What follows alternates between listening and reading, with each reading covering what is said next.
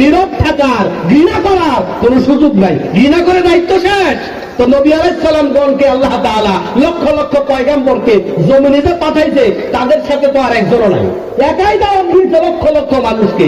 এখন এরা যদি চিন্তা করতো হাত দ্বারা বাধা দেওয়া তো বহু কঠিন, এটা তো পারতাম না, তো মুখ দ্বারা দিয়ে দিতে গেলেও তো পিঠের চামড়া থাকবে না। নবীরা যদি ঘৃণা করে করে তাদের জনম পার করতো, আমরা কি মুসলমান হতে পারতাম?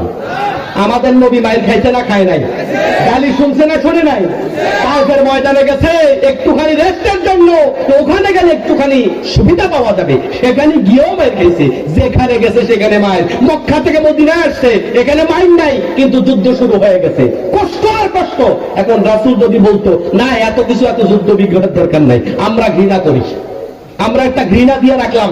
আছে না কেউ মারা গেলে শোক প্রস্তাব দেয়, কেমন আমরা একটা ঘৃণা দিয়ে রাখলাম। আমরা কাফেরদের এগুলা মানি না, আমরা ঘৃণা প্রস্তাব, শোক প্রস্তাব দিয়ে রাখলাম।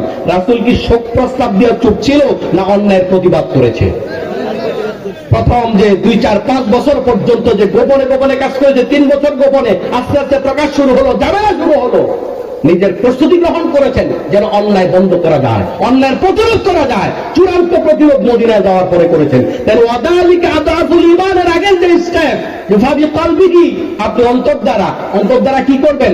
পরিকল্পনা গ্রহণ করবেন, প্রস্তুতি নিতে থাকবেন, সামনে প্রতিরোধ করব, এখন পাচ্ছি না আগামী মাসে করব, কিন্তু পরিকল্পনা চলমান থাকবে, চুপ থাকার কোনো সুযোগ নাই।